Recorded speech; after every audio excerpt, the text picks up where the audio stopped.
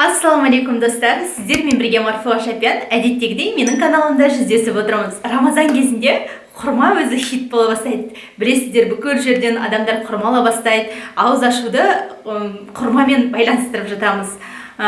Кез келген адам аузын құрмамен ашуға тырысады. Бірақ неге, не себепті деп ойланып көрген адам бар ма екен?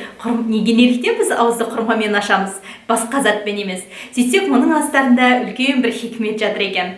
Өйткені пайғамбарымыз саллаллаху алейхи вассаламның хадисі бар: ауыздарыңды құрмамен ашыңдар, құрма болмаса сумен ашыңдар деген. Ол пайғамбарымыздың өзінің өмірінен де келтіріледі. Ол жаңа піскен құрмамен ашатын аузын, ондай құрма болмай қалса кепкен құрмамен, ол болмаса сумен ашатын болған.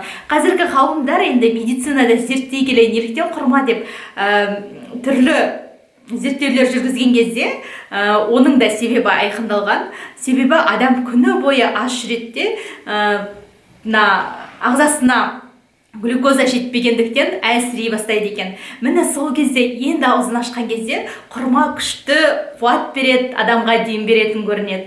Сонымен қатар тағы да мынандай да бір дерек бар: егер адамның асқазанында ештеңе болмаса, онда оған құрма тамақ болады. Ал егер асқазанында бірдеңе болып құрма жетсе, онда құрма сол адамның асқазанындағы тамақ қалдықтарын шығаруға да көмектеседі екен. Және құрма жеуіміздің тағы бір мәнісі, ол өзі соншалықты қуат беретініне қарамастан өте жеңіл тамақ екен. Жеңіл тамақ ағзаға түседі және бірден қорытылып кетеді 1 сағаттың айналасында. Сонымен қатар адамның ағзасына бүкіл қажетті дәруменді тезірек сіңіреді екен.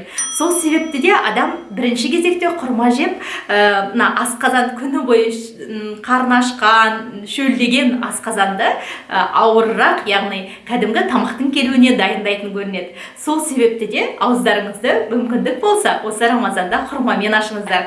Мүмкіндік болса әрине жаңа піскен құрмаға не жетсін, ол болмаса кәдімгі кепкен құрмада, тіпті ол болмаса сумен ашуға да болады. Әзірге осы құрманың қасиеті туралы айта берсек таусылмайды, бірақ бізге нақты керегі ол ауызашардағысы болатын.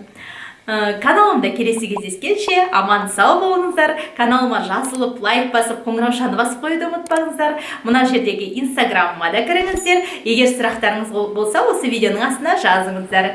Келесі кездескенше аман сау болыңыздар.